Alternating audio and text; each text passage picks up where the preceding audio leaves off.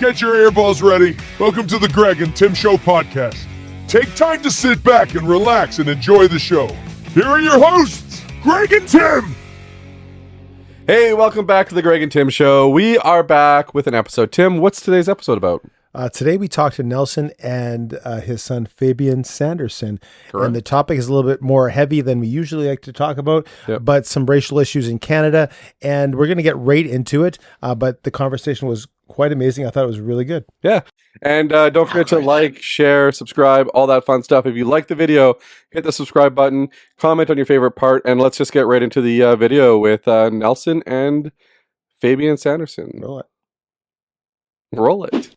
Well, welcome to the studio, Nelson Sanderson. Fabian Sanderson, it is so great to have you here. We have 3 Sandersons in the studio. We have 1, 2, 3, only one non-Sanderson. But my name starts with an S. S, so we have all S's. That's right. So the reason why, and I want to get right into this, just to clarify for the people out there that are watching and listening, usually we start a little bit slow. We like to talk a lot about the just chit-chat. Yep. And a lot about nothing. A lot about nothing for the first 15, 20 minutes. And I just wanted to get into, this is going to be a little bit of a different interview. And I talked to Greg about this, that this is an important topic we're going to talk about today. And we are going to get to some lighter things as time goes on. But I really want to let people know the reason why I wanted to have you two in studio today and have this discussion, because I do think it's a really important discussion in our province and in our country to have.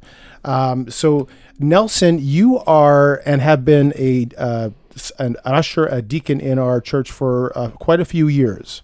And Fabian is also involved in the Indigenous community and in our church that we attend. And you've been doing that for quite a while. And you are also very, very important members of the Indigenous community in our province of Manitoba in the city of Winnipeg. Is that correct? Well, yes.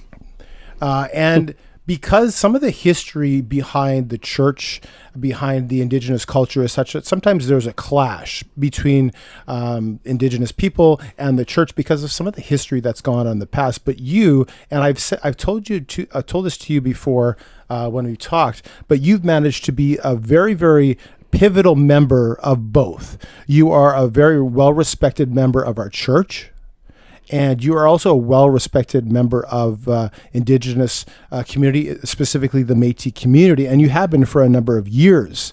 And I've said that I really commend you, specifically Nelson and Fabian too, that you're able to straddle both communities. And because of how we have seemed to not come together as cultures, that there's the Indigenous and non-Indigenous, and there seems to be that division, you've managed to kind of straddle both. And that's why I have you in studio, because I want to ask you some questions that would maybe help the viewer get a better insight into that dynamic.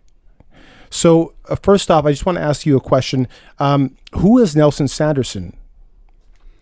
Well, Nelson Sanderson was born in St. Laurent, Manitoba in 1951 and moved away from St. Laurent when I was about 2 or 3 years old, moved to St. Eustache, Manitoba. And I speak French, I speak Ojibwe, and I speak English. And we have another language, we call it the Michif language, I speak that language also. It's very different from the 3 languages. But I'm been a family man now for the past 45 years, married in 1979. I have my son to my left here, Fabian, and I have a daughter, Natalie. I have an older son, Colin, lives in British Columbia, and been involved quite a bit, like you say, in the Aboriginal community. Was the president of the Indian Métis Friendship Center back in 1996 to 2000, and then I guess I was part of maybe 4 or 5, maybe 6 Aboriginal organizations in those days of maybe between 94 to 2000, 2001. But still involved with the Manitoba Métis Federation and have a lot of fun doing it. Same question for you. Who is Fabian Sanderson?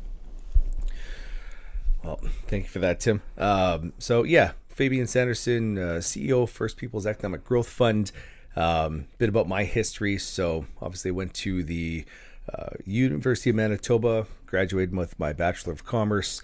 I also went to Red River College, where I had my university stream. Specialization was just general special, based on university studies, so that I can get into the actual U of M. And after that, went into banking with RBC, and bit of personal, some small business, some commercial financing, and that's how I got into the field I'm in with economic development in the First Nation community specifically. So.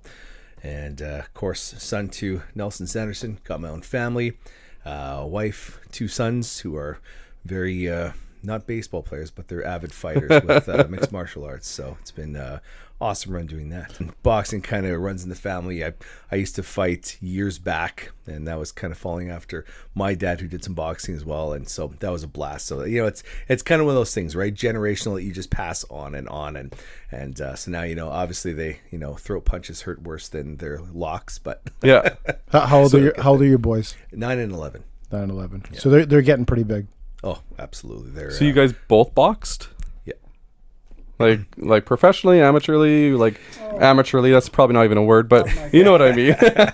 yeah. No, I never went pro. Mine was amateur, but fought in Canada, and actually had a fight in the US, which was a Very blast. cool. Whole different experience. Boxing is way different out there. The passion, just everything is amped up in the States. Wrestling, you name it. And it's so it's great to get that experience heading down there, and just the fight nights, right? They play it up so much in the US. And you mean real wrestling? Oh, absolutely. Yes. Not WWE wrestling. Not WWE. Not actual non-wrestling. Yeah. No. So maybe this question is for both of you.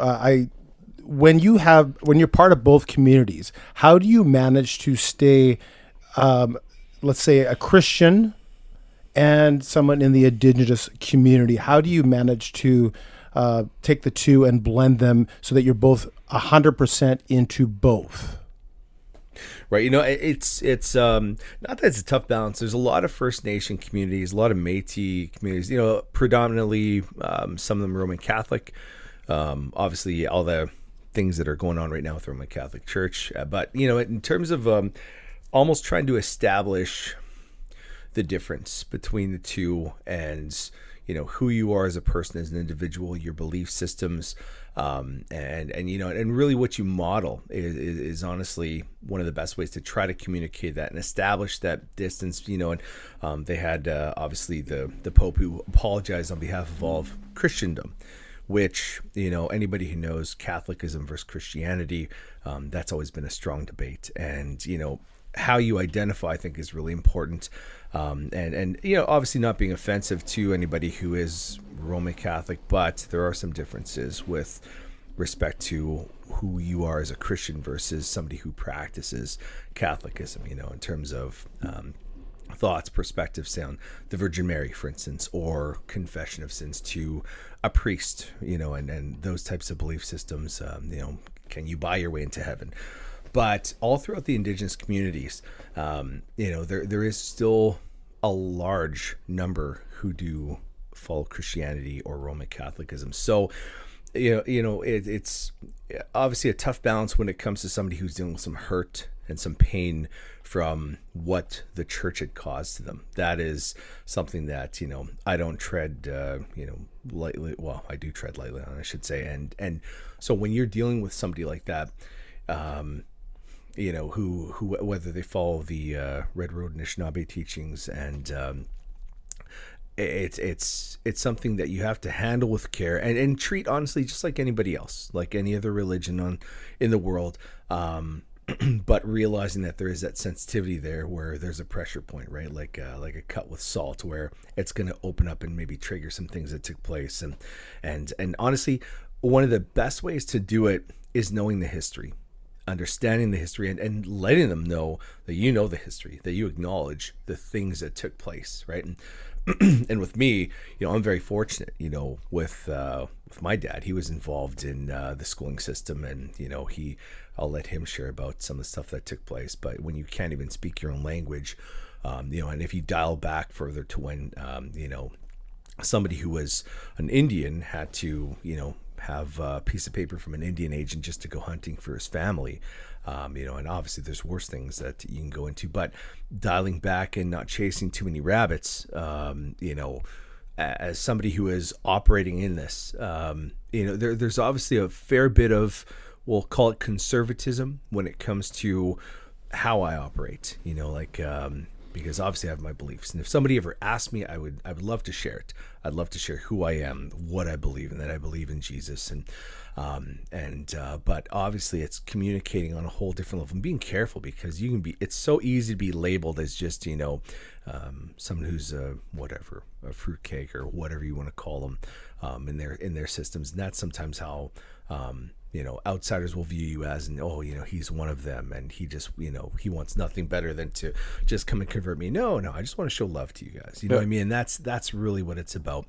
And obviously what the church I tend to preaches, which is love, accept, forgive, right? And I feel when you do that, people know when you're genuine. They know your authenticity, and they know that you really do care, and and the passion shows, and especially with the work that I do, in terms of helping First Nations to start up companies so that they can get out of any slump, because for too long people have been held back in almost a victim mentality. And it's great to see so many progressive chiefs, and I work with some excellent professionals who go out there and they're so business minded, they're forward thinking, and they only want to see generational legacy in terms of wealth creation, or solid family and legacy through family, as opposed to that generational poverty that they've experienced for so many years. So that's, and like I said, it's something you handle with kid gloves, but at the same token, it's, you need to be so real with people. And I'll end in that. So I'm going to get Nelson's perspective on this in a second. But before, I'm going to ask you, because you are also involved in the church, but you're also involved in your work.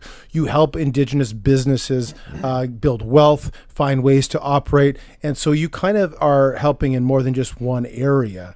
Right. How do you find you were talking about a case earlier today, but how do you find your work? Is it challenging? What are some of the benefits of what you do, and some of the where you find the reason for what you do on a daily basis? Yeah. So ultimately it's rewarding. I mean, through our programs, because they're so beneficial, and they're unlike any other, right? And so we deal obviously with non-traditional financing, more of a developmental lender. So obviously our target market is completely different. We're kind of the ones that sometimes the banks won't touch. Sometimes they will, depending on the deal that we're working through. But ideally we were created because there's so many barriers to First Nations, right? And I mean, anything from even a cell phone, and not having that understanding of, if I tell these guys, go smoke a pipe, I'm not paying this bill. We'll put it like that, okay? And they're not thinking, okay, this is going to affect my credit, because there hasn't been that teaching. Mm-hmm. In the school system as a whole, there hasn't been that teaching. And, it's great. I love being invited to schools, honestly, to teach on that with these kids, to tell them, make sure your kid, even at the high school level, because grade 12s, they have no idea how to. So your banking background can help with a lot of that. Absolutely. And that's been a huge passion of mine, because, I even fell victim to that a bit in my own life, and so being able to give back in that measure is awesome. But having somebody who comes up to you, and maybe they might not have enough equity, right? I mean, you look at a restaurant, right? Maybe the banks probably right now are, usually it's 30 to 40%, but now they might be looking for 50, 60, right? Because it's so high risk, and that's where we come into play. So our stake is definitely risk investing when it comes down to the economic development that we're looking for. And so we take the big risks that others won't. And when we pair our financing in, we're able to subordinate debt that helps to take those ventures to the banks, so that, say for a community, maybe if they're looking for some financing from other vendors, they can use us and almost stake us as an equity position, because we have zero interest loans, we have grants, and that's what we've tried to leverage. And that's a big part of our programming. And like I said, when it comes to the little guy who's looking to start up just a small mom and pop shop, or if they want a hot dog stand, sometimes, if they come to us, it's just all in-house, as long as they have a bit of equity in the stake. Sometimes it's sweat equity, depending on how we work that deal. It's probably one of the best things for that reason. And the other side of it is seeing, honestly, some of that generational legacy being built through even what we do. There's I was there one time with a client of ours, and he said, "You know what, Fabian?" He said, "It's the first time that I ever really thought of this. He said, because I haven't. And, he's, well known in the community. He's been chief several times of his community, but he, great man, really well respected. But he had a grandson of his walking through his business. And he said, one day I can't wait to work here. And he said, it didn't hit me. And then a couple of days later it did. And he said, I thought, like, how amazing is that? Because you do not hear that a lot in the Indigenous community. And we have several who have been rising up, a lot of companies, and some that we haven't even known about because we do startups, expansions, and acquisitions. And it's such a special thing to see when that comes to fruition and you see the results of what you're doing. And that's the best. And it's, For and sure. we have, and the big thing too is, like, the team that we've built, the directors that we have, everybody's on board, and it's very fluid. And it's so easy to work when you have an organization that is all on board with your purpose and your cause of what you're trying to build. And seeing that ACTEV take place in the province, and right now, we're scratching the surface of kind of what could take place, especially when you look at some of the urban reserves that are being started up, and I guess the stereotype of what takes place on an urban reserve, right? Like the way that people have always perceived it versus if they ever walked into us and seen our business unit and how we function, and and the organizations within that. It's phenomenal to see. Years back, I went to a conference that wanted to focus on urban reserves, and and everybody was saying, you're not going to pay taxes. Man, the amount of fees that everybody has to pay, at the end of the day, it all works out. But like I said, it's more of that that restoration, whether you want to call it reconciliation or whatever it is, of having that rewarded back to First Nations, and because a lot of them, if you don't know, they have TLE, Treaty Land Entitlement, where they can get different parcels of land through that and kind of negotiate that with the government. And really what that does, it really helps us set up that situation, because if you've ever been to a remote First Nation, I mean, you've seen how desolate it can be and how brutal the conditions can be. And you've probably always heard the term of they all live for free, and all this stuff that's been out there, because there's not that understanding, right, of really what the conditions are and what it's like. And imagine being stuck on maybe an island somewhere where you have you might have some schooling, but the whole system is broken. Maybe you might be growing up without your dad. You might be stuck in this. You only have ice roads. Absolutely. And so you get to the age where maybe you're 35 or you're 47. You're like, what am I going to do? Where am I going to go? I have no schooling. I have no background, no experience. But then you get an idea. Hey, why don't I start up a burger shop here? And then who can help make this happen? Well, the bank's not going to take you on. You have no credit, or you have terrible credit because maybe you've borrowed, you've messed it up. And that's where we get to come in and get to talk with them and coach them. And we have other programs too that can provide mentorship, whether it's in finances. And so once it comes to that, that's where you see the real magic kind of happen. Yeah. And it's so great to build that. Anyway, I think one of the things you said was the generational thing. Me and Tim actually talked about it on Drew Dudley's podcast, I believe, or the Drew Dudley episode. Adam Bighill as well, for generations. And also with Adam Bighill, and the fact that we have the influence over the next generation, but the last generation also has the influence over us, right? So like you growing up were influenced by your previous generation, but then you had to make that decision to change the trajectory, I think I could say, of where your life was going to go, right? So you had the option to continue. His life was going to go. So it's point. But that's it, right? So like your generational Nelson was very much like you had a choice, right? You could either keep going down whatever path your father and his father and so on went, or you could try to carve out your own path. And I kind of get that feeling from what Fabian is saying, is that like he's now doing that not just for his own family now, but he's also doing it for other families. See, many of our people have the crying game only because of that, just the way they were treated. Yeah. So they're very good-hearted people. Yeah. If you know the First Nation and if you know the Métis community, but if you've been mistreated, you feel that there must be somehow a good person in the back of that curtain, but you can't find them.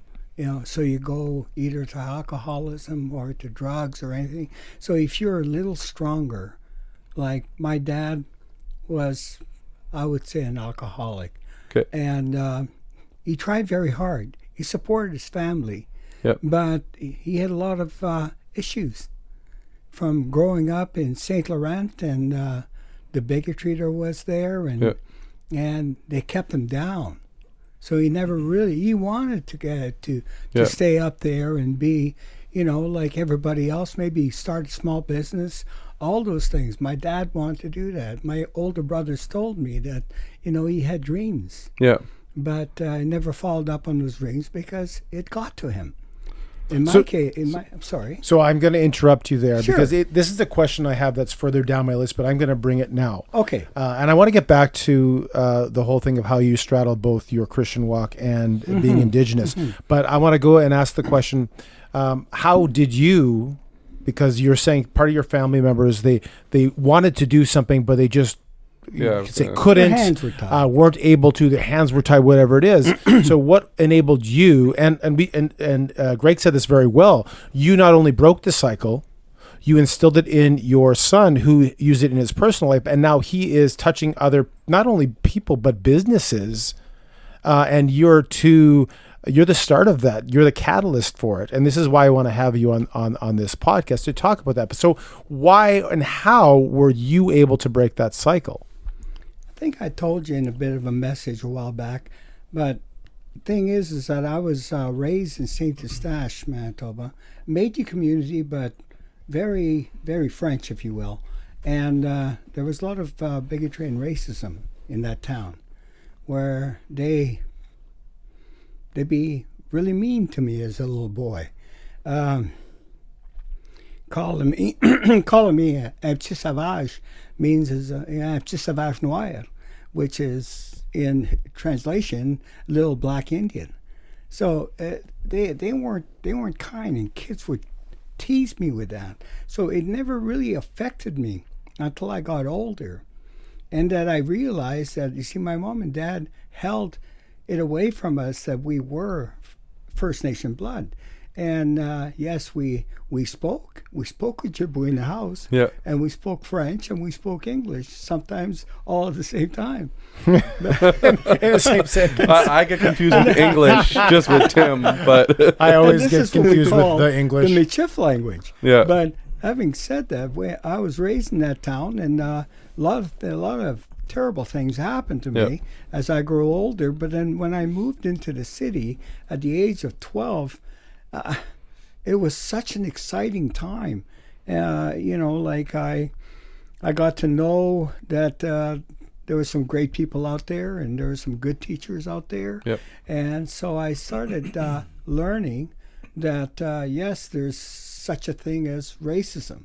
I didn't know how to put my finger onto the nasty things that were happening to me in the small town. you thought they were just picking on you they as were a just child. picking on me, and after a while, I was answering to them. Yeah.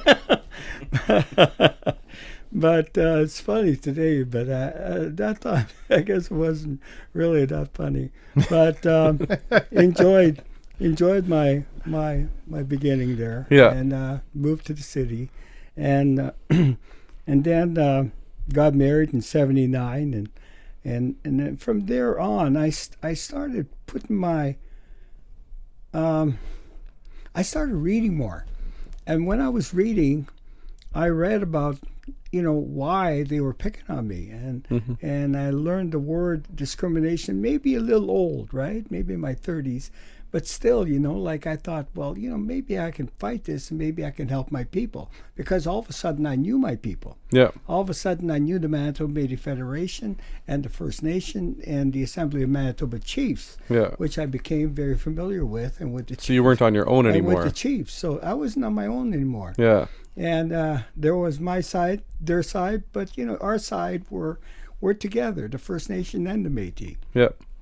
So I started learning more and getting connected to the organizations, which was the Manitoba Métis Federation, and of course the Indian and Métis Friendship Center, where I became president in 1996.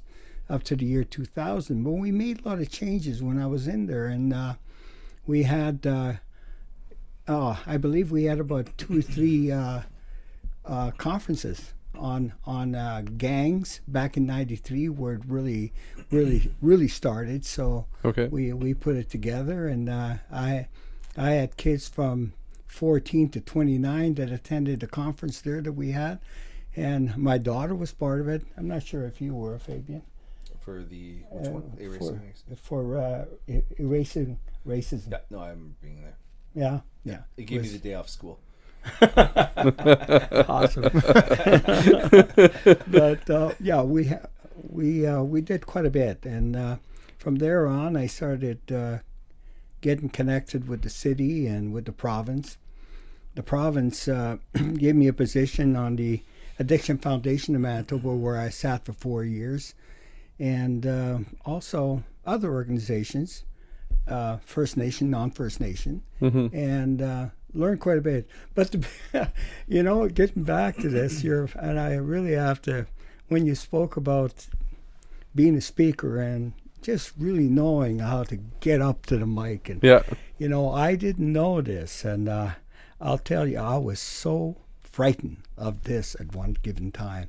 Yeah. Until my friends, they said, Nelson, you should join the Anishinaabe Toastmasters. Nice. And I said, where do they meet? Well, right now they're meeting at the Royal Bank, 12th story downtown. And I figured, well, I'll go down there. But most of the guys I knew there, they were executives in their own suits, right? Yeah. And oh my God. How'd you show up? Were you in a suit? Just jeans and a jacket. Jeans and a jacket, that's fine. Yeah. So I walk in there, and whoa, my heart is just like it's going to spring out of my chest, right? And I got no spit in my mouth or nothing. Yeah. So and they said, well, Mr. Sanderson, would you like to say a word?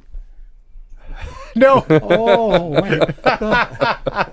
That's the face that Tim had when we started the podcast. That's the face I make every time we start a podcast. I look around me. Mr. Sanderson, would you like to come up? And they asked me to come up. Yeah. And they gave me a word, whether it was cup, whatever, right? Yeah. So they said, can you come and speak on this for 2 minutes? Yeah. And I went up there, and I was looking.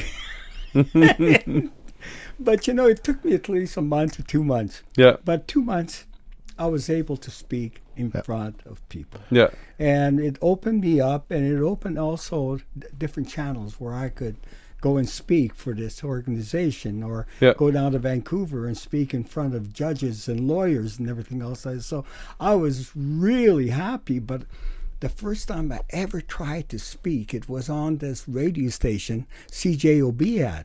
Okay. It was, God, I knew there was a speaker there. He had sort of an English accent. I think I know who you're talking about. I forget his name right now. Not Adler. The one before Adler. Before Adler. Peter Warren. Peter Warren. That's correct. Peter Warren was speaking. Good memory. And I was working afternoon shift, right? So I'm in the morning and I'm listening to it. Now I want to speak because what they're speaking on, I really want to say a few things on it. Yeah. So I call it. Well, I dialed it, and I'm waiting for the answer. And all of a sudden, we get in the other line. It's Peter Warren. Hello, who are you speaking to? He says, I says to him, Nelson Sanderson. Yes, Mr. Sanderson, what would you like to say? That's boy. Oh my God! It was You're on the air. I had a hot potato in my mouth and I couldn't open it. You know why? I turned around and I.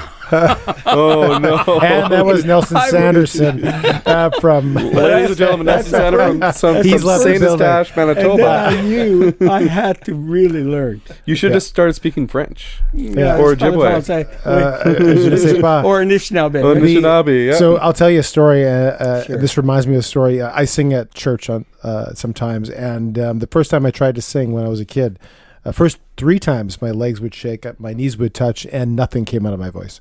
Nothing. Literally, the first time I sang, nothing exited my mouth for any kind of anything. It just opened up my mouth. nothing came out. So, but like you say, you do it once, you do it twice, it gets easier, and repetition, right? To the That's point right. where you're comfortable standing in front of people and talking. And it's also interesting that you said you were in a room full of people with suits. Yeah. I think we did an interview with a lady that the words of advice she had was, you become who you hang out with.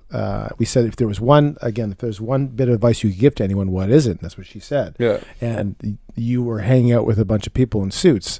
Positive or negative, you became something that you surrounded yourself with. You became a suit. Yeah, you became a suit to the point where you look great here. You're in a suit, and we're dressed up in t-shirts you're and the pants. best looking guy in the group. So anyway, if I could go back then to the original question that I asked, that Fabian answers for you too, along the lines you became a Jesus believer, a Christian, and you became in both communities. You were in the Indigenous community with the Metis people, and you were a Christian. How did you manage to be equally and fully part of both groups?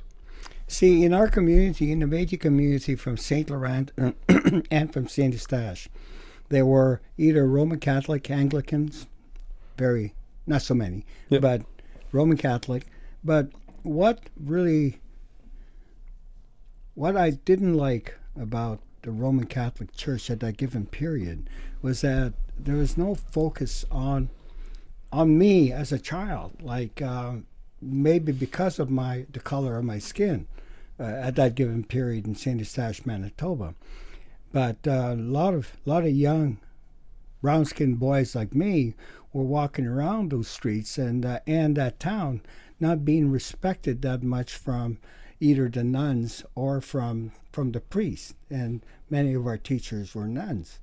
So so it really took me away. I was trying to really build a relationship with the Roman Catholic Church because I loved the little pictures they gave me. Okay. Okay. Yep. Joseph, Mary, and they were beautiful pictures. Yep. But having said that, so I really never got that many of them, is what I'm saying. Yeah. And the priest wasn't that really kind to me. Well, in a way, I kind of like it today, right? Yeah. Right. After what's happened to many of the children that were. Yeah. So, but I made I don't know. I followed I really loved, as a boy, I really loved Jesus. Mm-hmm. And there was something about learning more about him that when we moved to the city, we were still going to Roman Catholic, okay? And I still went. And then when I met my wife is when I actually changed to become a born-again Christian. And she made that big change in me, which is, she's a strong lady. A good woman. Eh? She worked very hard, and then she really turned me in. But, that's what I enjoy today. And I've been now going to the same church for 30 years. Wow. And I've been volunteering, I'd say, for a good 20, 25 years. That's fantastic. And I'm there 2 services every Sunday, and I love it. So Yeah, you tell me where not to sit, where to sit. Can't go there, can't go here. that's not true. No? No, But he they- takes you. you He know- takes you to the first available seat and sits you down and tells you to stop singing because everybody else. There's professionals up on the stage. No. No one tells me to stop singing. No, everybody's allowed to sing. So you've been volunteering for 20 to 25 years. You Yeah. said. Do you think that volunteering has helped you grow in your faith in the church? And if so, has it made it easier for you to share your faith as well with others? There is no question. Yeah. From the time of Pastor Cam, Pastor Leon, and then Pastor Zach, Yeah. and from the beginning, I became very strong, so strong that I had a good friend. He was a fireman. Well, he was a fireman at that given time, but now he's retired. But he came to me. He phoned me one night, and he was at work, and he said he had a sore on his arm that wouldn't heal. Okay.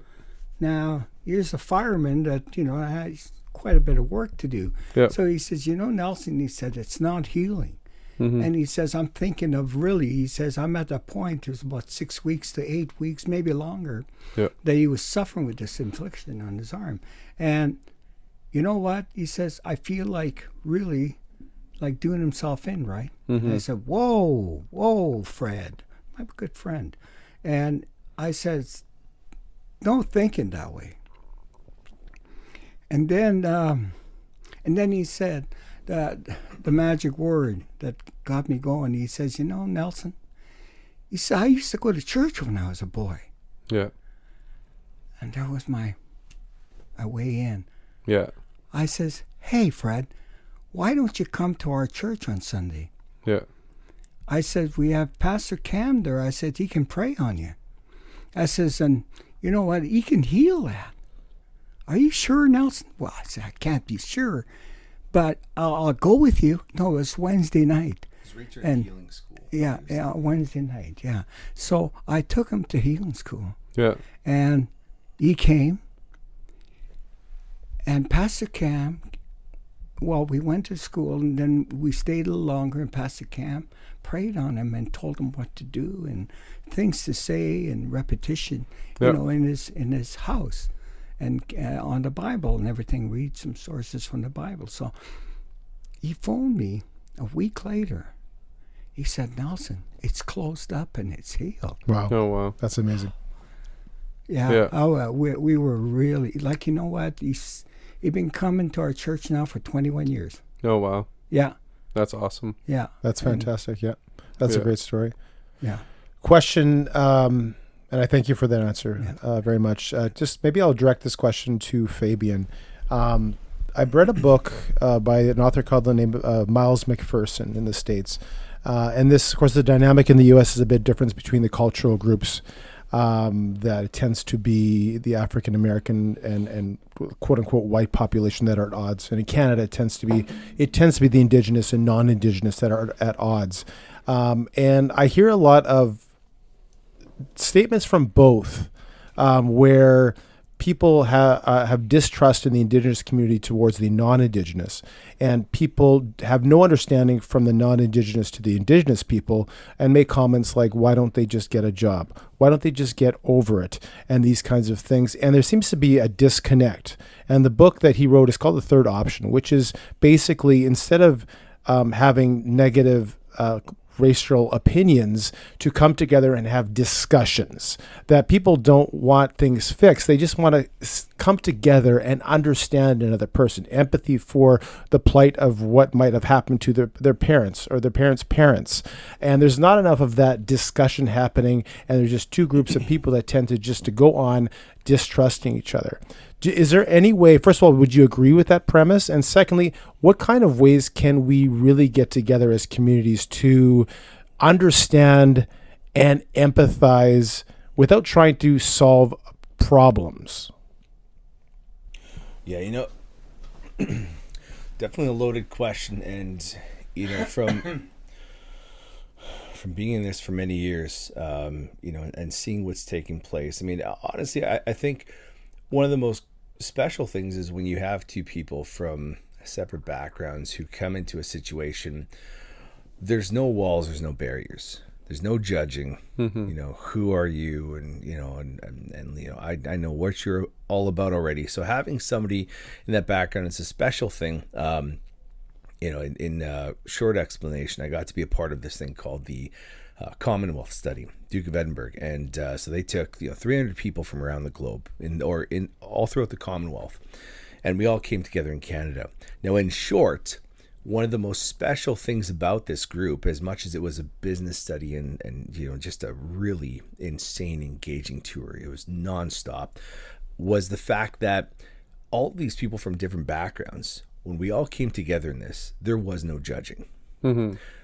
Nobody knew each other from a hole in the ground, right? So even your background, they weren't like, you're probably like this, or you're like that. It was just, we want to know what you're about. We got separated into certain groups, and like our one group with 18 people had 11 countries. So having that type of discussion was amazing. And the big thing about it is that a lot of it was circling around Canada, the Indigenous communities, what took place here.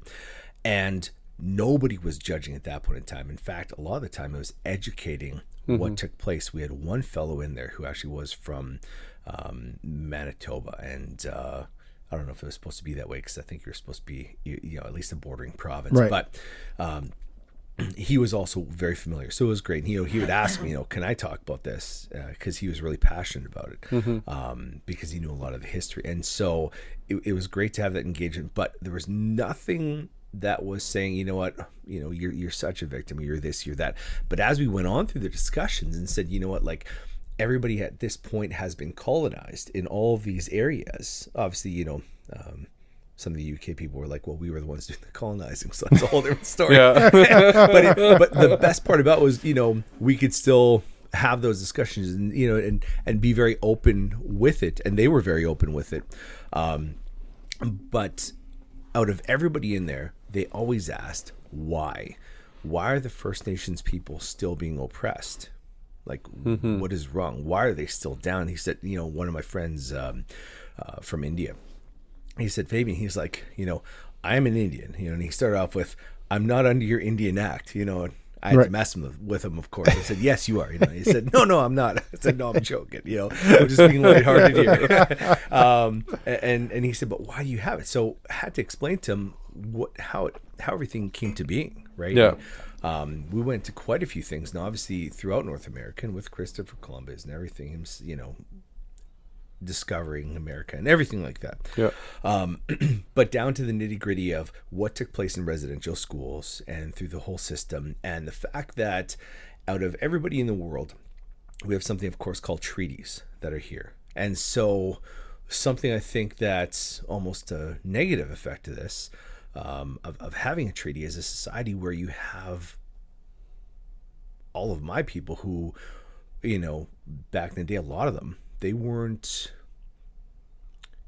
when all the colonization took place and kids were taken from homes and all this was taking place, their livelihood was taken away. Yeah. Their work ethic was stolen, not just culture, right? Because everybody focuses on culture, which is a huge thing. Yeah. And that's something I meant to touch on earlier about the fact that I'm so proud of our culture. And we're honestly one of the only cultures in the world. You go anywhere in the world, and they have an established culture. They have books written. They have this, they have that. You can go and get, receive, educational courses on it. Right. We're finally getting there. But out of every area in the world, we're one of the only ones where there was so much oppression on that. And you can't really just go out anywhere, right? And languages that were taken out. I mean, you name it. I don't want to get too far into that. But but explaining to them, what took place and how literally just that work ethic was taken, and again, which is so exciting about what I do, but when you beat someone down into that situation and, you're stuck, especially, and honestly, even a community outside, 2 hours outside of Manitoba, it's hard enough to get to the city.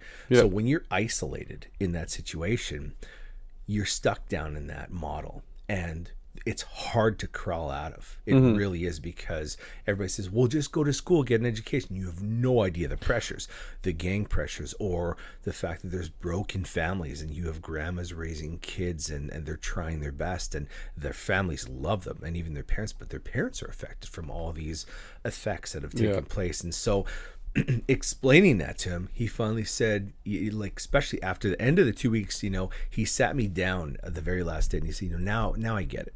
Yeah. Now I get why this happened. He said, because in India, we were oppressed. We had people die. We had all this. He said, but we moved on. He said, now, we're the biggest population in the world. They just took number one. And he said, now I get it. He said, but they never taught any of this in our schooling system. He said, we've never heard about it. And some of the people in our group didn't even know who we are, didn't know we existed, and you try to explain to them, they're like, no, we have no idea who you are. But talk about a culture that was erased or trying to be erased from history, and now rebuilding on it, it's tough because you don't have, look to all these examples. Now we're finally getting some people right who are some strong business leaders, and it's amazing. You know, obviously there's chiefs of the past that people will focus on, really strong leaders. You know what I'm saying? But Right. I'm talking about, we don't have, you know, it's like, oh, here's the Warren Buffett. We have some people who are obviously very affluent, and we have some First Nations that are very progressive. But we're talking about stuff that was built in the last, you know, 100 years. Right, 50 years, whatever you want to say. I mean, people don't realize how, you know, you dial back 50 years and how close all of this still is. Still fresh. Where the last residential school closed down, you know, in 64, we became human beings. yeah, exactly. Right. But, you know, you look at 1994, 95, 96, and, you know, that's kind of where things were rolling up. And so you still had people who, you know, it was funny when my dad talked about it, but how you don't realize what people are like, what they're saying to you, right? You know, like, because when I went to school, I grew up, and they're like, you know, get out of your Indian kid, you know, and that type of talk that you go for. And I know I'm way off topic on this already. I'll dial back in. No, keep talking. But, you know, and you see the racism from even, you know, down the street, and not realizing why my dad didn't want me associating with certain people.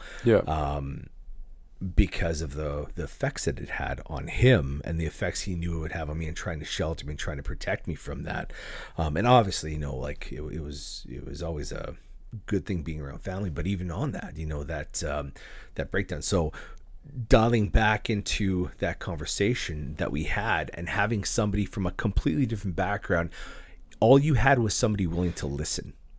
There was no barriers. There was no, you know, oh, I know what he's going to say next, and I'm just going to make some assumptions, and, you know, about what he's talking about, and, oh, I know where he's at. Nothing like that. There was no judgment, right? Just zero. And that's what made it so special, and that's what helped us all, honestly, to bond. And so I think on that notion of when you have somebody in that situation, you bring parties together that, you know, they're not judging each other. They're just trying to come to maybe a solution or some ideas. It's very special. You know, they hold things like ideation sessions and whatnot and all of that. But when you have something like this on that level, I think that it would be so positive. The engagement would be so productive in that measure, and would come up with probably some of the most amazing solutions and ideas that you possibly could, and maybe that haven't even been thought of, because everybody always thinks, well, you know, we already know. But you know, there's always something new you can do. You know, and that's one thing, you know, that we always talk about, especially in the organization. We're always changing, we're growing. You know, we're a living, breathing organization. We're going to always continue to try to adapt to whatever the scenario is. But like I said, that I feel is something that's so powerful to get in with a whole nother dynamic, and that's really what it creates when you're in that situation. And honestly, it almost opened up my mind, you know, it really took me to a different state where, you know, I wasn't judging anybody. I wasn't thinking like, I know what this guy's going to say, right? Because often if I get into a discussion with somebody, you know, and they say certain things, right, that you just you know are kind of off kilter, and you probably don't agree with them, whatever, which is fine, because that's what also creates a really good discussion, right? When you have two 100%. people who can Freedom to share disagree, ideas absolutely, without getting right, and pushed back. and get that iron to sharpen iron, and also, you know, I've been in a situation on the other end where, you know, I come in not knowing what I should know, and then I get corrected on it. You know what I mean? And so, you know, including me being quite embarrassed about their own history too, with regard to India and Pakistan, or, you know, in Africa, and things that are taking place there. And you know, and so everybody can learn from everybody. And that's the one thing you never want to get into, is that state of, but the world we live in, everybody thinks they know everything. They want to always be right, you know, and that's just the condition of man. You know, obviously you wouldn't do what you did if you didn't think it was right, you know, in your own head. The one thing you touched on earlier was that you live the life of love, accepting, forgiving, right? And I think that really lends to kind of what you're talking about right now. You went to a place with people that you didn't understand, and they also didn't understand you, right? Yeah. But they, by the sounds of it, practiced love, accept, forgive, and they allowed you to share. You allowed them to share, to provide those kinds of feelings towards each other. Absolutely. Yeah. And common ground, right? Yeah. It's such a, it's tough when you go against, say, opposing parties in any scenario situation, whether it's politics or anything in life, when you find that common ground, and that's one thing we did have, was everybody at this point had experienced some form of colonization of all of these countries. And so we had that and learning about the differences. And there was other indigenous communities from around the world too, whether it was New Zealand or Australia. And so that was cool to engage. So the UK was there as well. Absolutely. So everybody else, like Australia, India, Canada, all these places were colonized by the UK. What did the UK bring in that discussion? One person. Sorry to put you on the spot about that. So, honestly, like, relationships and showing how much they cared, because no kid's born racist, no kid's born to discriminate, and so everybody coming to the table, at this level of professionalism, you would expect what you would expect, but it was so much more in terms of that engagement, being like, like it was awful what happened. We never want to see history repeat itself. And so you see the generations that have come down who are like, why would this ever happen? Who would ever condone this type of behavior? And talk about encouraging, genuine people, right? Like who are just, hearts opening and being so honest and which was very powerful to see on that end, and seeing them say like, this is like messed up. Yeah, is the terminology I'll use in this podcast. I won't repeat what they said. It's okay. It would get just we're in a British anyway. pub it's fine. out there, it'd be some different language, but one person I got to know and very well, so she's of Indian descent. She's from Delhi, and so they live in the UK right now, and so she lives in London. Her parents in Birmingham, and so we got close in this trip, and it was great to have those discussions on how honestly she's living there, quote unquote, not amongst the enemy, but against somebody who had a very negative effect in her society, and it was great to see that perspective that she brought from her home country, the things that they experienced there, to now where she's living and where her parents are residing, and even though they're professionals in their industry, that they're still feeling some form of discrimination. So even though, and that of course is from different generations and different obviously different individuals, not ones that were involved in this study, but obviously in some of the other levels, which you'll see in all society, right? Whether, it's somebody who is uber rich that doesn't want to associate with anybody who's middle class because they think they're better, those types of, situations. But it was great to see that engagement of that section of the UK, and having somebody who was from India who was kind of still experienced that and still had it on a day-to-day basis of, how she was feeling it, and in terms of trying to find a sense of community out there, which she said, she's never really had. And obviously in her type of work too, really tough to get that sense of community. But, just the fact that you're in that situation, it was kind of like a real eye opener, I guess, is what it was when you look at that overall encompassing factor of the UK and what they have. But again, going back to some of the other individuals, some I still message them regularly, and you said you do you have a WhatsApp group?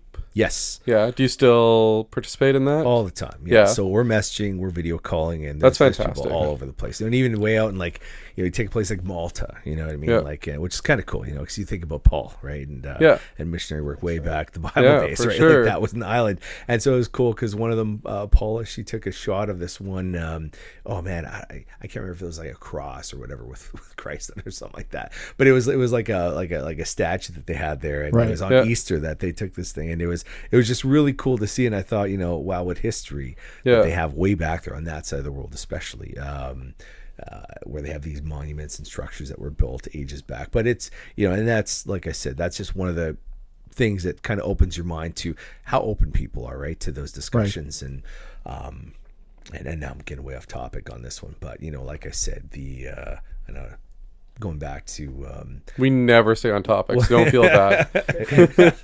No, like to the Brits, and like I said, even on with all these cultures, that's one thing that they said, is how do you feel about culture? And I said, well, because we got into that discussion, and a couple of them were like, well, what do you believe? Because you got into everything, right? You got into COVID, you got into this, whatever it was, Kale, you name it. Actually, the first night we were there, it was so funny because we had there was 6 different countries in one group. He said, well, let's start.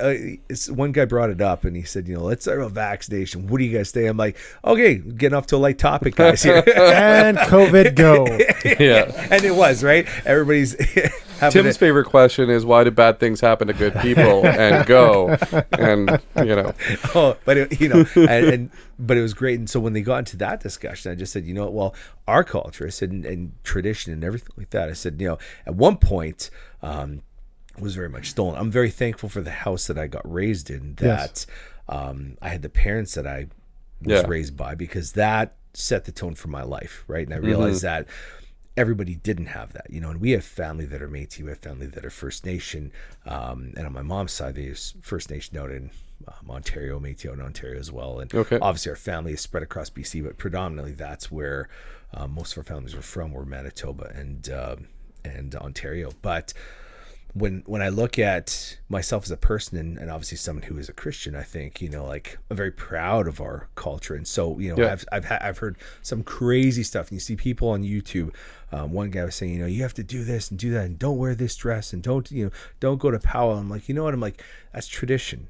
And when you look at the jingle dresses and stuff like that, and it's easy to get wrapped up in certain things. It's easy to kind of go off on these crazy, these mindsets that you're trying to develop off of things. But when you understand tradition and culture and something that was stolen from somebody that that is a part of you, you learn to have that respect. And obviously, like I said, it's making sure that you have that measure. You know who you are in all aspects. But it's something that when you look at it, if somebody ever came here from we'll say from the Orient, and if it was New Year's Day and they had the dragon flying around, no one would think twice. No, right? Nobody would mock at that, And if somebody came in, we have guys in our church dressed in traditional African garb, right? And one of my buddies came like that, and that was one thing that was cool. The final dinner, everybody came in traditional garb, which was cool. Yeah.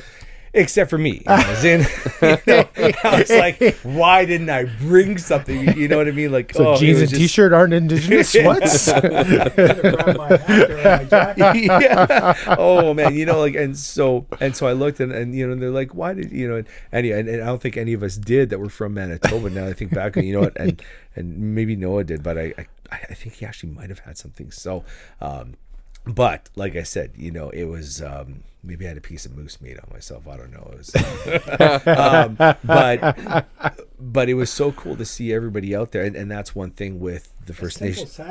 It definitely would have. And ultimately, rounding back to this, just to finish my thought, but it's just I feel like there's a lot of people out there that are they tiptoe around that discussion, right? Like, because if they're seen as a powwow, they might be seen as well, what do you believe in, all this, and you're judging somebody again, right? And really, it's a hard issue. But when you're at functions and events like this, I mean, really, I want to, like I said, I want to get to know my people, where they came from, right? I mean, it's. You'd be stupid not to want to know where you came from, 100%. What your culture was, and honestly, to be able to identify with somebody, right? Because as you all know, I'm not East Asian. Although some people that I've had in the past that are friends have identified me as that. They've said, "Are you Greek? Are you Spanish? Are you this? Whatever?" Right? Especially when I tan a lot darker in the summertime, right? You get all those. But sorry, it's looking like me in the summer. I can see how you'd be related. But but and like I said, there's something special about having your culture, knowing your culture, and not being afraid to showcase that, and to what I mean, and really that's how I feel you form who you are, and especially, and I believe that's how I can relate to a lot of people, when we get on those topics of how do you navigate that, because obviously, the whole thing about love, accept, forgive, because I genuinely care, but really because I'm not afraid to go into those things. And there's some stuff that I don't get into, obviously, but in terms of entertaining and befriending and whatever, that's just a part of who I am, and who we should be. and take all religion out of it, but just as a person, and how you navigate with somebody, you should be a genuinely caring person. That's first right. and foremost, and For sure. And anywho, but I'll let you. I'm going to interrupt your interruption because I want to ask you a follow-up question, and if it's the same question, I do apologize. So when you were talking, thank you for that answer. That's awesome. It's an awesome answer, and it's awesome that you got that experience. Not everyone does have a chance to be in your position where they can be in that position, and I think sometimes people are looking for that conversation and they don't know where to get involved. But my question is this: you brought up a little bit of country too. So with all of the history that we have in Canada with the Indigenous people, and we acknowledge that there was some things in the past that we are not really proud of as a history, as a culture, as a nation. And people say you shouldn't be a proud Canadian because of that history. And now we brought 3 identifiers into the conversation. We have Indigenous, because all 3 of us are Indigenous. We have Canadian, because we just brought that in. All 3 of us are Canadian. And all 3 of us are Christian. All 4 of us are Christian. I'm also Canadian. And Canadian, right? So is it possible? I was born here. I'm sorry. He's a Brit for today. Okay. Is it possible to be a proud Christian, Indigenous Canadian? Well, you're looking at one right now. Who wants to take that one? So absolutely, I believe it is, and it's. I feel like media plays a strong role in the narrative that's pushed. No. And, and so, when you think of freedom, what do I want to get into here? In this country, because that's what my ancestors fought for, your ancestors fought for. Yeah. And that is what, during the war, united a lot of us. Obviously, I know there was some mistreatment. There was some, some of my people came back, and whatever, they were treated in a certain manner that should have been. It was very unbecoming for a war hero coming back here. But thankfully, in today's day and age, all the vets are honored the way they should be. Mm-hmm.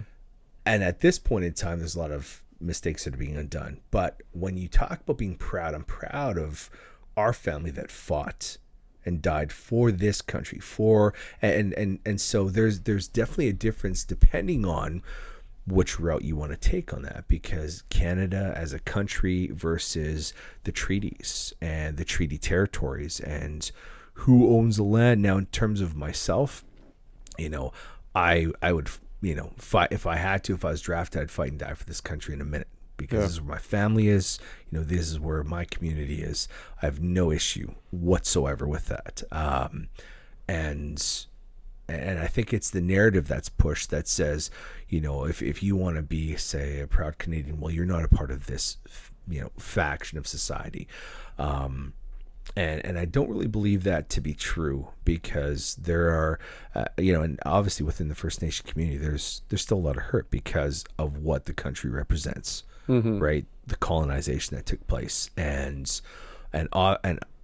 from a First Nation perspective, when you look at the treaties, well, there's a whole different government there, which is where that narrative is coming from, and that's why First Nations, they don't, in terms of provincial governments, it's a very different discussion when it comes to the province versus the feds, because they're going government to government. Yeah. So they're not under the government of Canada. So that's why it's almost like a tricky question of, where you're from. So if you go anywhere in the world and you say, well, no, I'm not from Canada, right? And say if you're a First Nation from Treaty 1, however you want to announce it and whatever you want to say to somebody, they're not going to know. The second you identify as I'm a Canadian, well, then they know where you're from. Yeah. Right. And so, but it's like, even like I said, I was surprised, and I shouldn't have been, but I was surprised when some of my friends from India had no idea about my background and about anything about us. They've never been taught in school. We've been taught about them. They haven't been taught about us. So there's a failure in the education system. What is being hidden? They always say the victors win.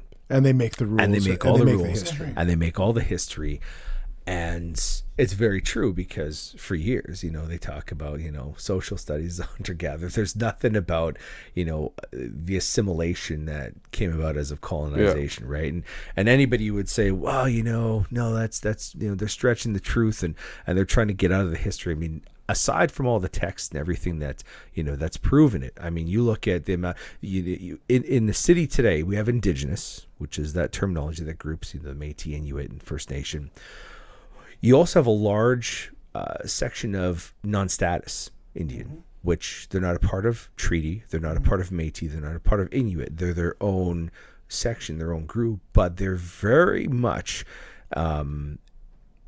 First Nation, or Métis, or Inuit, whatever their background is.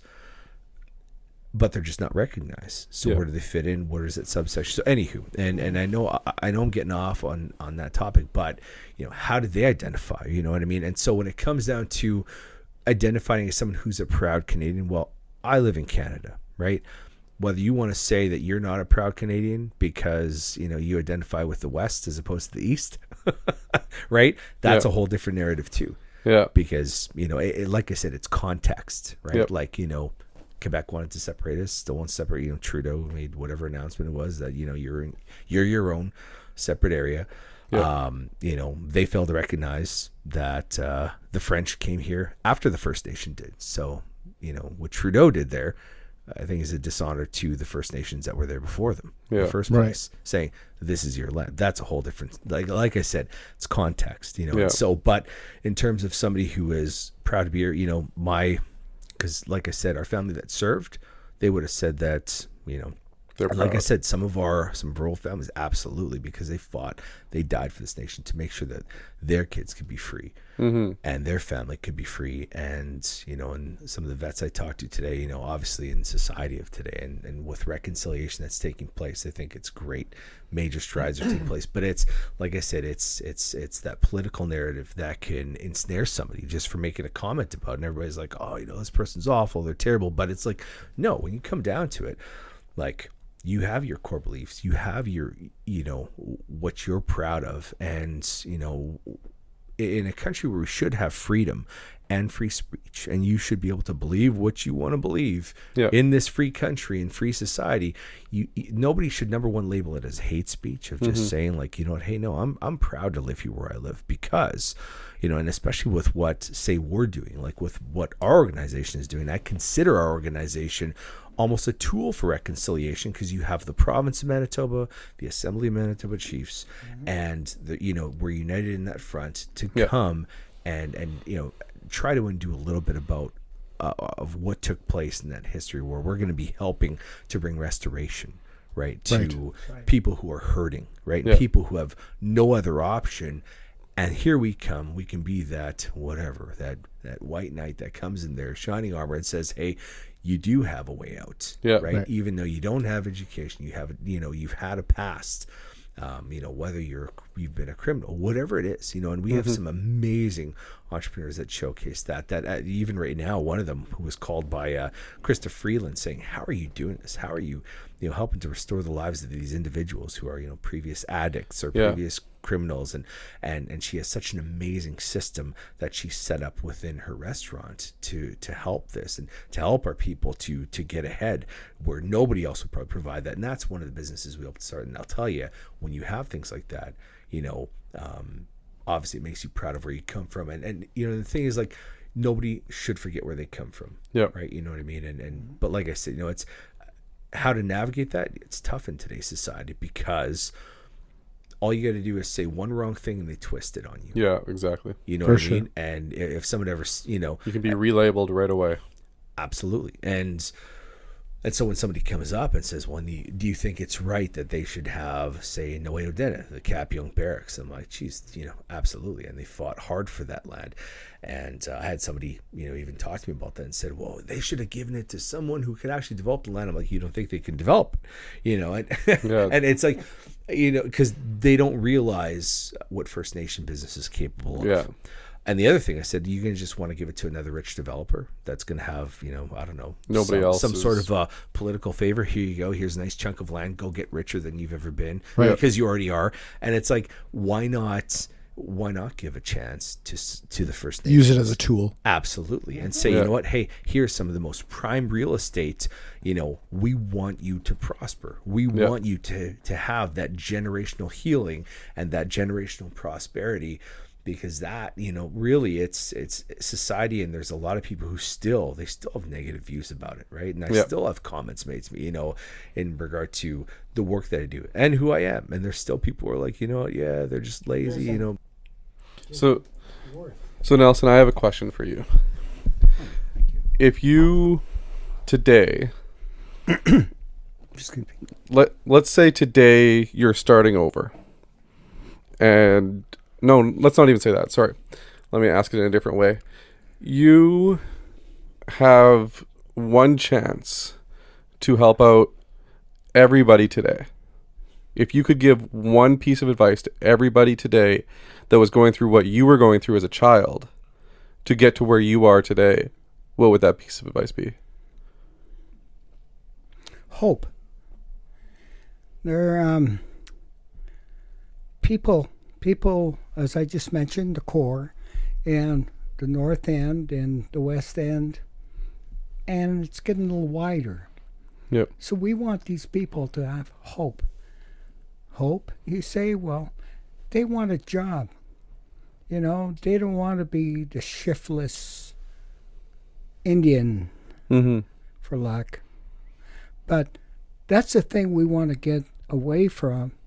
And this is where my son and the people that he works with are trying to do. Yep. And focusing on that to build from the outside and bring them in. Mm-hmm. Bring those young people in. We're incarcerating too many of our people. Mm-hmm. The 12 to 13-year-olds that are in the Manitoba Youth Center. Okay, I believe there's about 80 to 99% of the youth in the youth center that are First Nation or Indigenous. Okay. Okay, and that has to change. Yep. I think in Edingley is about 75% Indigenous. Stony Mountain is 65 to 70% Indigenous. Mm-hmm. So you look at the wealth of workers. It's not because they were born criminals. No. They want to become. But first of all, they need that hope when they're 7 years old, when they're playing in a little mud hole in the north end. Mm-hmm. They want somebody to pick them up and say, we'll teach you. Yeah. You're gonna do good in school. But how are they going to do that if the city keeps on promising, the province keeps on promising, but they break their promises? Yeah. I've seen it. When I was president of the Indian Métis Friendship Center, that year the Conservatives were in power. They took 85% of our funding off. That was in 1996. But no, they want to get rid of the gangs. Yeah. They wanted to get rid of the boys, all those killers and those robbers. But he can't do that without giving those children hope. Yeah. As my son is doing with his organization and the many organizations in the city that are trying to build a better life for those little guys. Yeah. Yeah. I forget who I was talking to just the other day, but they had the exact same scenario where they had, I forget what the crime rate was, and all they did was they just set up a program. It was I think it was like on a Wednesday night, and all of a sudden you would see that crime rate that was just spiked throughout the week. Wednesday dropped because they created a program where these kids would come at maybe it was Colin when I was in BC. Actually, I think it was Colin that was telling me this, my brother, and he said they had this program that you had a ton of youth that would go out, whether you're stealing cars, break-ins, whatever it is. Their focus was now on focusing toward this movie night that started getting popular and whatever else they had involved in it. And after that Wednesday, things would kind of start to trickle back up, and then the weekend would go crazy. And they started seeing that trend that took place and realized that if you just give these idle hands something to do, that everything can change with their lives. And so they started developing these different programs and instituting things. And that really is how you bring about that change, because when you don't have that, right, I mean, your whole society, it's going to come. I mean, I look at myself. I mean, thankfully, I was, I wasn't involved in a lot of stuff that, some of my cousins was in their early years. And I have these discussions with them, and because we're real about that. And, they saw the direction that they took versus the one I took. And like I said, I'm thankful for my parents' leadership in this and some of the other mentors I had in my life too. And, but if I would have went that route, there's no way, if I didn't have the parents I had, there's no way I'd be where I am today and who I am today. Because as you mentioned earlier, who you hang out with is who you become like. But when you start getting those people in those positions that can mentor, that can give back and give that time, that's what will really create that change and bring that strong positive impact. And going back to these kids and programming that you take away, people do try to make magic work out of nothing, but that habit insanity of doing things you've always done the same way, you're never going to get different results. So having the programming, I see somebody like Pastor Phil, who does the inner city, and he said during the 2020 to 2022 season was very tough on him because they couldn't do in person. And he saw a lot of people turning to the wrong direction because they didn't have that spot to go to anymore, right? Absolutely. And then they actually they reinvented how they were doing their services because they knew there was a different way to do it downtown than there was to do it in the main campus, right? Right. So I think what you're kind of leaning towards is similar to what they were doing in the inner city. Is they're giving them something for their idle hands, right? They're giving them that hope, right? So it's kind of going hand in hand together, where not only are they giving them something to do, but they're also giving them the hope that by doing this, they're going to follow a different pathway. For sure. Right? We talked to Drew Dudley specifically, and this goes back to what you were saying about when you don't know. We asked him the question, when you don't know anything other than what you know, how do you make those adjustments? How do you make those sharp turns when all you know is either alcoholism or you don't know how to become a good father? You're not taught those things, good husband, good father, those kinds of traits. How do you break those cycles when that's all you know? And he didn't have an answer for us and that just goes to how difficult it is. And some of the things we're talking about, you had mentioned, well, this is only 100 years, 50 years, I think you were mentioning. Like I remember Christmases when my dad drank, and a little early at Christmas Eve. By the end of the night, the Christmas tree would be on the floor. Yeah. Those are really. Yeah. Excuse me, but no, that's okay. Take a moment. But it goes. It hurts. It's Tim's fault. You said he does it. Yeah, but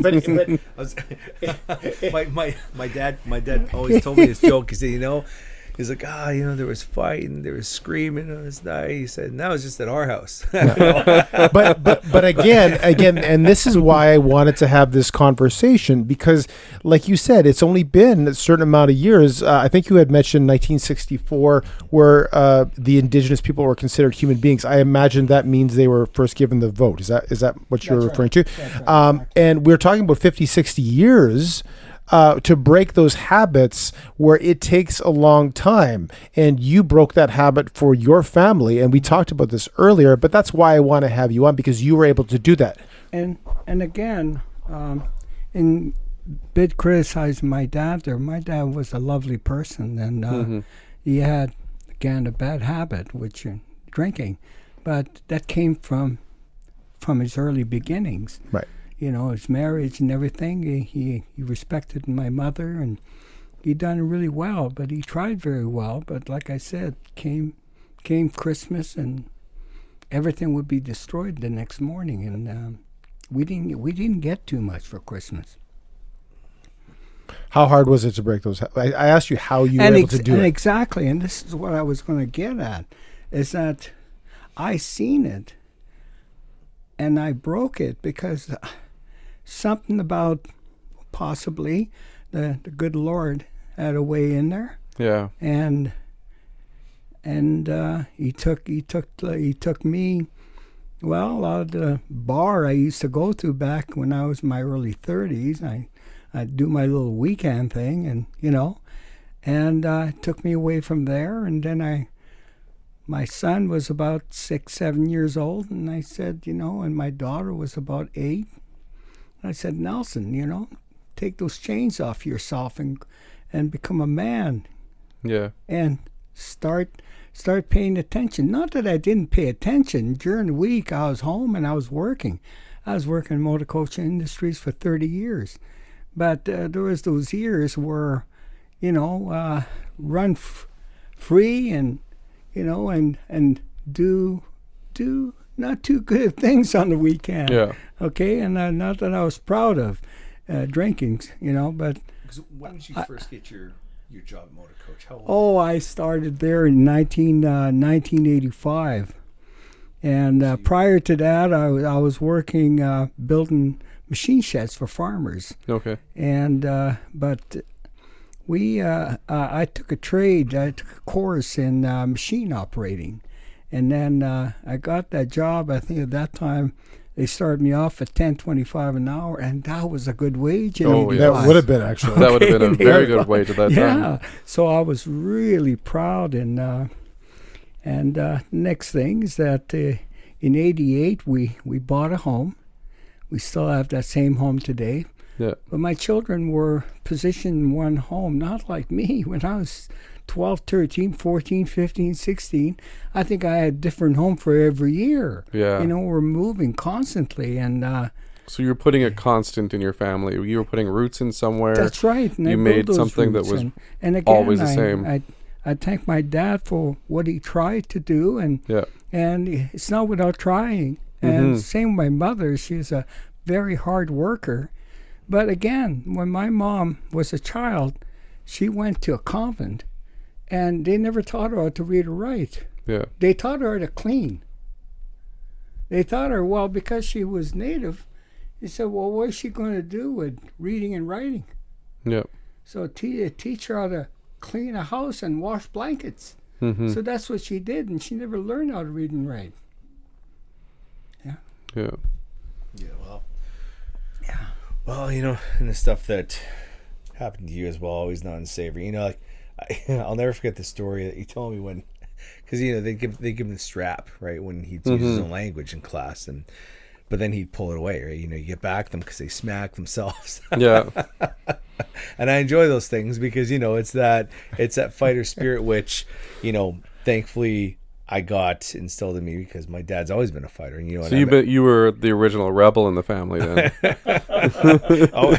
Always the original fighter too, and we've had conversations like that, way back in the day when he had some. I fought my.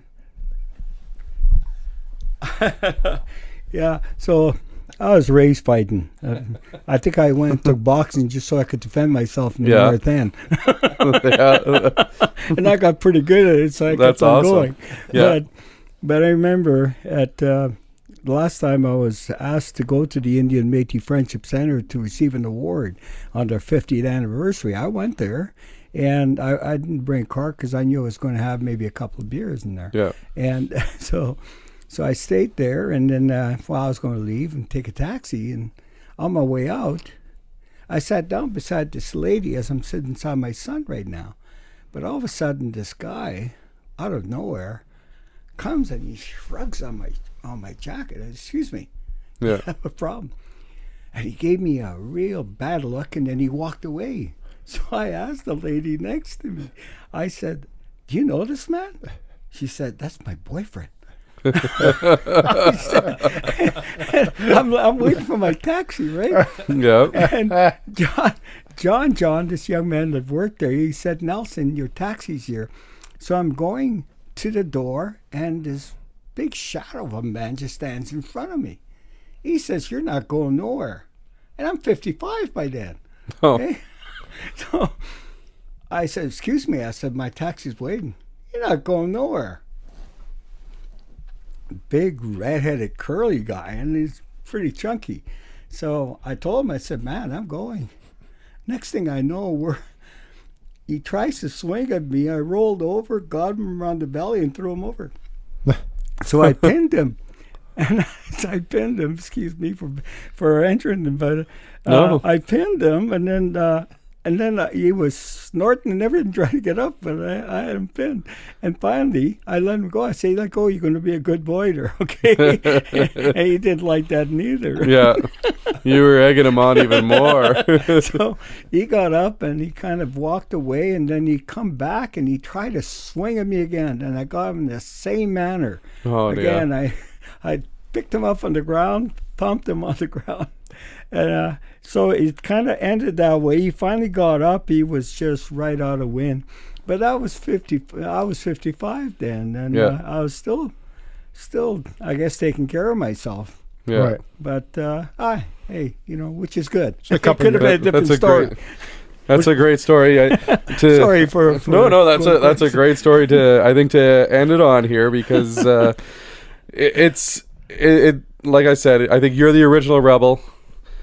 Fabian is just following in his father's footsteps and putting his kids into jiu-jitsu and all that other kind of stuff as well, right? So it's good to defend yourself and Oh, it definitely is. to also defend yourself in a Not look for like- it, but to defend yourself. but defending yourself also in speaking, right? So you guys are speaking up for yourselves, and you're speaking up for your kids, and you're speaking up for your future. Right. And I think that's a very important thing for you guys, and I think that's fantastic. So I also want to thank you guys for coming on. I think it's a really valuable conversation. And again, just the conversation alone, just to have that, I don't think enough people actually have. So I really thank you for your genuine answers. Awesome, the work that both of you have done and are doing now. Oh, absolutely. Yeah. Yeah. And that's the thing, is it's a positive. a lot of the marketing that we're doing right now too is we're really trying to get our name out there, and it's this is why our engagement's more, our traveling is more, and because we're especially in the northern communities and some of the remote communities that don't have a lot of access, whether it be social media or the internet as a whole, right? And that's really where our programs make quite a big of a difference, obviously everywhere, but really giving hope to, like, I know we had talked about that and Dad used that term. Yep. And that's really what it does. When you see somebody start a business that says, I can do that, and providing that vision and that picture and painting that for today's youth, because that's what it's about, not saying I'm not going to be around here in 50 years, but I might be moving a lot slower. And but we all might be. But You'll be 74. you look at 80 years from now, what is that legacy going to look like? Yeah, right. How is everybody going to be positioned? And that's really what it is about, and that's I know fantastic. that we all feel that way, but that's I'll be looking from up there. and really that's the vision of the ECDEV that we do throughout the communities, is setting up that positioning and encouraging that model, because it's such a healthy model when you have a legacy mindset and when you're focusing on that next generation and building them to be better than you, and because I want my kids to obviously be way better than I was, throughout every stage of my life. And I want them to set up their kids. And that's the focus of this, is to help every one of these individuals, because like I said, we have some who are, they've had great advantages in life, and some who have had no advantages in life. Every parent up there should be blessed like me. And well, thank you for that. And I think legacy is a really good word to use for describing what your family is doing. Just to be clear, though, we're just asking because we need sponsors for our podcast. Just sign here. Okay, So you got the contract? So if you could just copies for and just because today's conversation is a bit more deep that we usually like to go to, we're going to end a little bit on a bit of a light. Is that okay? A little bit of a light way. I appreciate the off the cuff style and all that. Like even like for everything, especially because some of the political issues. Like when you talk about, are you proud as a Canadian? Right. Yeah.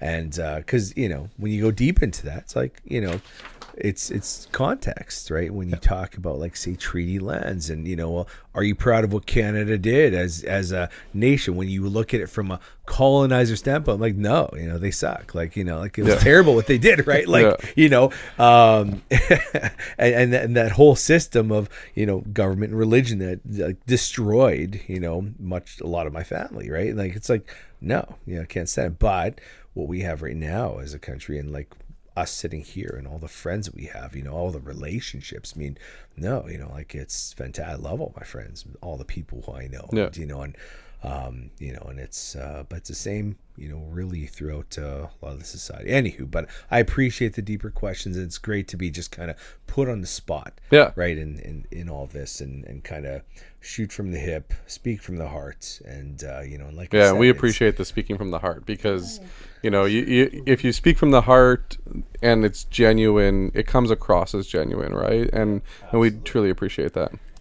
Yes, I've certainly enjoyed this afternoon, and to say a little more about my wife and I, we take care of First Nation children. We have 3 in our home right now, and we've had one since he was 3 months old, and he's 15 today, and the other one is 33 years old. She's a young lady, and we've had them in our home. I think Dana we've had in our home for several years also. Okay. And we take them to learn about their culture, which is, in all essence, my culture too. Yeah. But in the Metis community, we have the Red River Jig. Still trying to teach my son. I've seen him dance. I know it's not easy. And, I think it might be a lost cause, actually. But no, I now, if it was a fishing thing, he'd be all over it. My dad fished on Lake Manitoba for 30 years. But no, I really appreciated this afternoon, and someday we may be able to do it again. Though it's a wonderful. I enjoyed it, and I thank you very much. Awesome. You. Well, thank you. I'll add one thing onto that. I guess that's something else that runs in the family is care and compassion, because we also, I don't know how I ever got into this, and actually, there's even some one chief in particular that not that you fostered his daughter, but she stayed with you guys through university, and that was a chief from the Interlake, and it's funny because it's like it's full circle. Yep. Edit his name out. No, he'd probably be fine with us saying, because all I'm going to do is toot his horn and say, he's a great guy and awesome chief. And honestly, when I get to deal with him, it is full circle, because he knows my dad, and that set the tone, especially for being able to work with their community. Yeah, like, it's so cool to go out there and, like I said, them know my dad, and honestly, like, it set the stage because they know him, so they know what I'm going to be like. At least they hope they know what I'm going to be like, and hopefully I've proven that. I'm trying to teach him Anishinaabe, and he's learning. All the learning learning quickly. But it's so cool, and introduce yourself, son. Like former Chief Bear. Oh, Indigenous Cause. Yeah, I should start with Buju Tenze. Indigenous Cause, Fabian said. Yeah, and it's like I said, that's a whole part of it that that obviously gets stolen from a community. My mom never spoke her language. My dad did, and I'll tell you, it's and so now that I'm trying to learn that stuff, it's it's definitely. It's a whole different feel about it, right? When you have that reasoning behind it. But yeah, like I was mentioning, some of the chiefs that are in the community, that was one thing that, stuck with me, how my parents would always take people in.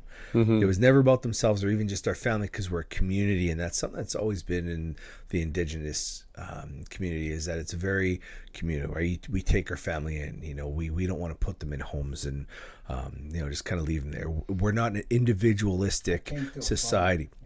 And so even with ourselves, I fostered 2 First Nation boys. They're high functioning, intellectually disabled, and and tough to live on their own. But my boy Emery and James and they're just a part of our family, and it's great because we give them one's from Dauphin Lake First Nation, the other one's Saugeen. Okay. And so it's great because it allows us to, like I said, it's a give back thing. It's also one of those one of those things that helps even build your kids and show them about, and honestly creates that humility and shows them that not everybody has the same things afforded to them that everybody else is. Keeps them grounded, right? For sure. You know, in this life, which is important on every level, never mind just within, say, the First Nation community or in any other household, but as a human, to say, this is how you treat somebody who is less fortunate. And it's great, you know. And we had something that happened to James the other day, suffered something, and it was so cute to see my boy saying, like, you know, James, are you okay? And, you know, and talking to them after about it, because I wasn't with them at the time, and they said, we felt so bad for James. And, you know, and just that compassion that it brings about, and the interaction between them playing video games together and whatever it is, right? And how, you know, how when they see somebody like that in society today, they're not making fun of them. You know, you see kids do that, you know, and you're brought up. They want to lift them up. Absolutely. That's 100%. awesome. And so it's so cool. Anywho, but that just another thing that's passed down from this wonderful man here. That's awesome. You know, Fantastic. to this boorish fellow here. So we're going to end on something light. We do this. We have to do this with you because we've done this with everybody else. So you have to be involved in this, and it's called This or That. And this is the first time we've had two people here. So you both have to give your answers for each of them. Before we start, actually, I want you to give me in 30 seconds. What was your first date with your wife? Where was your first date with your wife? It took place in British Columbia. That's where I met her. Okay. And we had a beautiful night. And I guess I got my first kiss on that night. You got your first kiss. There All you right, go. perfect. Fabian, go. My first date with my wife. Well, we spraided. So you guys know that term. You ever heard that term? No. Nope. I'm glad you said no too, because I So it's didn't want to be the only one that said no. it's an old term. No, it's just one of those. You know, we springs dated, meaning we kind of. It was kind of a sneaky way, you know. Like I invited her out to go to a wedding, I believe it was, with me. And she might say, no, that's not the first day. Anywho, that's the first one I remember. No, but it was a wedding, you know. It's kind of like, oh, you know, maybe you should come along with me type of thing, you know. And, just a sneaky way to get her out there. Okay. And for a friend of mine. And so it was great, you know, because she got to get dressed up. I got to get dressed up and stuff like that. And so the whole evening was great, except, you know, the part about that date was the fact that, you know, it may or may not have been somebody who I'd dated before. I think it was a wedding. It was actually anyway, so whatever. It was So you what went it with her on was. a first date with the person that was getting married that you used to date? Is that what I'm understanding? Is that correct? I think there was one. Okay, Does she know that? Or it might not have been. I'm trying to think. Does she I think know there was that- No, one. I like the story better. Just stick with that story. I think we're gonna good. leave it at that. It was a sneaky way of us actually. No more explanation. you can't keep no going. more explanation. Fabian, we You're said 30 done. seconds. Fabian, we said 30 seconds. Sanderson's like to I talk. might have messed up because we might have went shopping before that. But Okay. Final Shopping's excuses. not a date. Now, okay, so we're gonna start. You have So to pick. if you want to hold the microphone between the two of you guys and just facing you. And if you want to go into explanation about something, you can, but you can just say Okay, sorry. you're going to I'll give go this quicker. or I'll that. go You're going to quicker. give two things, and you have to This is pick this them. I'm being quick. This or that. Yes. There's So no middle ground on this one. First, So just to preface this or that, as some people have seen this and some people have not, this or that is basically if you pick one, you don't have the other anymore. Okay, so you can only pick you can one only pick or one the other. and you can't say both. You can't say equal. That's against the rules. Okay. Are you ready? Are you ready? Sure. Instagram or Facebook? Facebook. Instagram. Pizza or pasta? Pizza. Pizza. Netflix or cable? Netflix. Netflix. Okay, 3 out of 4. Europe or beach vacation? Europe. Europe. Chocolate or chips? Chips. Chocolate.